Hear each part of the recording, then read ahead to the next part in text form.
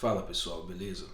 Hoje eu quero falar um pouco sobre essa mentalidade de vencer alguma argumentação, vencer algum debate que impera hoje nos nossos tempos e sempre teve na história do homem. Você vê esse tipo de mentalidade de querer vencer algum debate em todo o campo, né? Você vê isso no campo acadêmico universitário, você vê isso no campo político, no campo jornalístico, no campo da sua área de atuação, no campo da advocacia, no campo da medicina, qualquer lugar, até mesmo no campo pessoal, entre os seus amigos ali, quando começa alguma discussão, você entra já com essa mentalidade, eu tenho que ganhar, meu argumento tem que sobrepor e eu tenho que sair desse aqui maior do que eu entrei. Essa mentalidade ela é muito bem explicada por Pierre Bourdieu, que é um sociólogo, em que ele fala sobre a questão dos campos sociais e os capitais que cada campo tem. Cada um desses campos que eu falei tem um capital próprio, tem o capital acadêmico, tem o capital jornalístico. Então é importante que a minha tese saia vencedora. Por exemplo, quando um doutrinador defende uma tese no direito, é importante que a tese dele tenha preponderância frente à dos demais, porque a partir do momento que a tese dele é a consagrada socialmente, é a vencedora, ela será a premissa de todo o arcabouço institucional que vai decorrer dali. Então, tudo que for criado, desde ementa de curso, desde o que vai ser estudado na universidade, sobre que perspectiva um juiz vai decidir uma sentença, tudo isso é importante para o nome dele. Então, é importante que a tese dele seja vencedora. A questão é quando a gente extrapola isso demais, cara. E aí a gente acaba caindo no modelo dos sofistas. Sofistas, muito criticado por Platão, né? Na visão de Platão, de Sócrates, os sofistas eram retóricos que utilizavam essa arte da retórica em prol de interesses privados. A verdade era apenas relativa e instrumental. Não existiria uma busca da verdade em si, do bom, do belo, do justo, do verdadeiro, como Platão e Sócrates defendiam.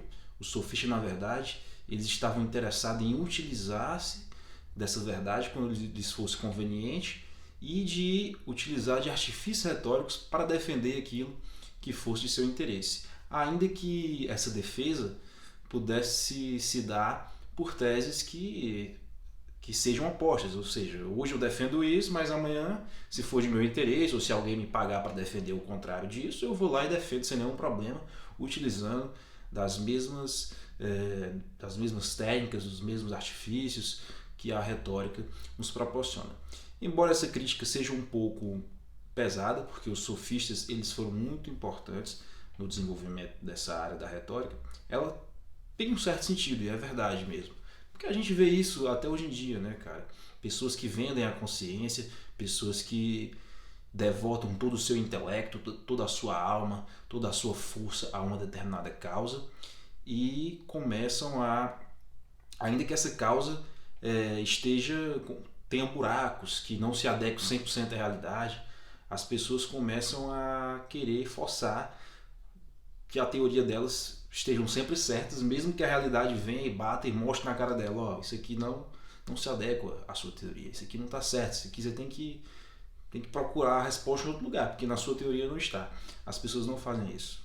E a nossa sociedade hoje, ela cada vez mais cai nesse buraco. Pela questão do algoritmo, pela questão das redes sociais, das pessoas se trancarem em bolhas e só buscarem pessoas que digam o que elas querem ouvir, né? A gente ouve isso o tempo todo. Eu já falei disso em outro vídeo, já dei até algumas recomendações de como sair dessa bolha, de como ter o pensamento fora dessa bolha. Se você quiser, procure aí nos vídeos antigos.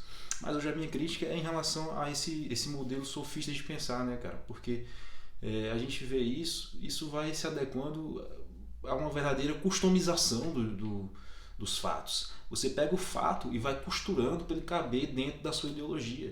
Não importa mais o fato. É a pós-verdade, a famosa sociedade da pós-verdade, né? O fato acontece e depois eu costuro o fato para ele caber naquilo que eu acredito. Não importa o quão aquele fato contradiga o que eu penso. Eu vou de alguma forma amoldá-lo, ajustá-lo, enfeitá-lo, maquiá-lo, para que ele caiba dentro do que eu já acredito, porque tudo pode ser ameaçado, menos a base das minhas crenças. Basicamente essa a mentalidade.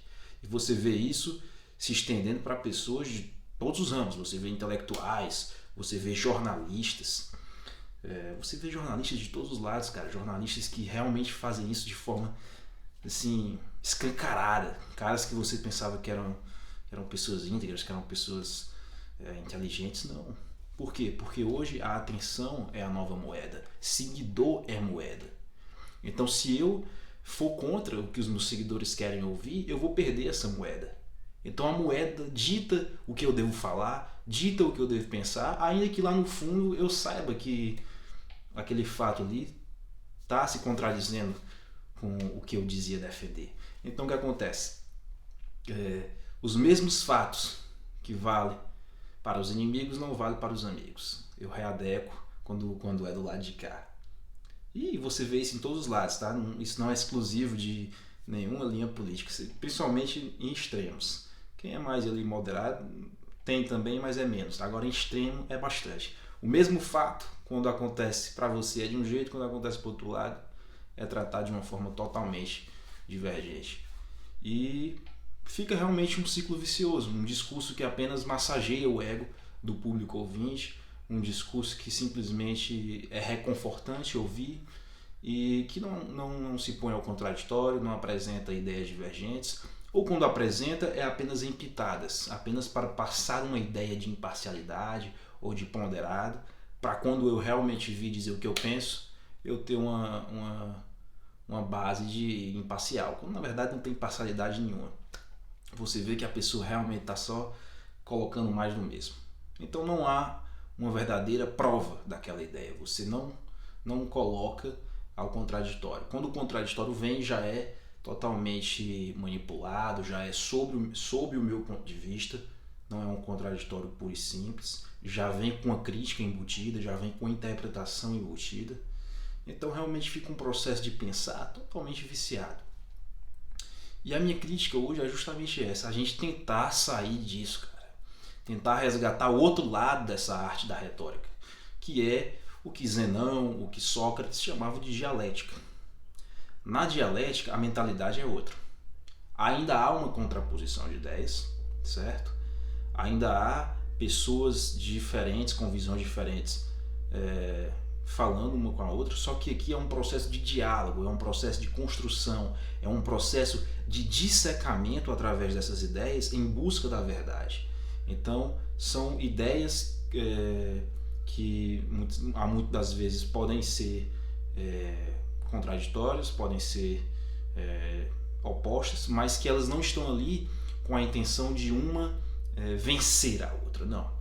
Eu vou entrar no debate com a minha ideia, você entra com a sua, e nós dois vamos sair ganhando no final do debate. Por quê? Porque nós dois estaremos, de alguma forma, mais perto da verdade se nós dois entrarmos com essa mentalidade. A nossa finalidade é a busca da verdade. Então, se no final desse processo de dialética eu ver que parte da minha teoria não está se adequando com a realidade, eu facilmente mudo essa parte da minha teoria e realmente digo, não, aqui realmente não bate. E vice-versa, se você identificar isso com a sua teoria, também você vai se render à realidade. Não há um apego a uma ideia só porque originalmente eu decidi pensar assim. Não, o apego é um valor, é a verdade. Então, se a minha ideia estiver mais próxima da verdade, ótimo. Se não, simplesmente mudo de ideia. Eu não tenho apego à ideia. Eu não estou interessado em vencer. Eu estou interessado em sair mais sábio, em sair daqui mais um degrauzinho que seja, mais perto da verdade. Porque a verdade absoluta é muito difícil de alcançar. O ser humano, o máximo que a gente consegue de verdade absoluta é tentar viver valores, mas realmente a intenção é subir um degrau. E a recomendação é essa, a gente começar a ver mais isso, cara. Porque a gente vê muito hoje em dia programas de televisão, tem um quadro da CNN de grande importância que é o Grande Debate, né? Que tem um pouquinho das duas mentalidades, tem um pouquinho da mentalidade de vencer, já outros não, outros realmente estão ali querendo dialogar, crescer. Mas é um bom programa, não se adequa 100% à crítica que eu estou fazendo aqui. Mas a gente vê muito no dia a dia, no Twitter, jornalistas que na televisão são comportados, que são educados e tal, digladiando lá para ter sua tese vencedora, na academia, em simpósios, em conversas mesmo do dia a dia, ali no grupo de amizades. E isso muitas vezes tem um desencadeamento ruim, as pessoas param de se falar, as pessoas começam a entrar cada vez mais em bolhas. Então realmente a minha tentativa com esse vídeo é de fazer com que a gente saia disso, de você realmente colocar as suas ideias à prova, porque eu acho que você não deve acreditar em nada cegamente. Não acredite em nada só porque uma tradição disse isso, ou porque um filósofo disse isso, ou porque um guru disse aquilo, ou porque... Não, você tem que pegar aquela ideia e ver se aquilo faz sentido na vida, ver se aquilo ali tem aplicabilidade, ver se aquilo ali realmente tem exemplos concretos. E você também ter humildade de saber que você não vai saber tudo, de saber que o universo de possibilidades é muito maior do que um ser humano é capaz de perceber. E você colocar a sua ideia à prova, cara. Colocar a sua ideia ao contraditório. Não tenha medo de pegar os pontos fracos da sua ideologia e ver se realmente esses pontos fracos vão resistir ao teste do contraditório.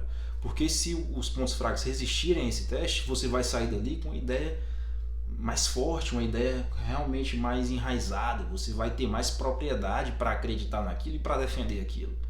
E se não sobreviver, você simplesmente muda de ideia, cara. Ou então você reconhece, nessa parte aqui realmente não tem uma resposta.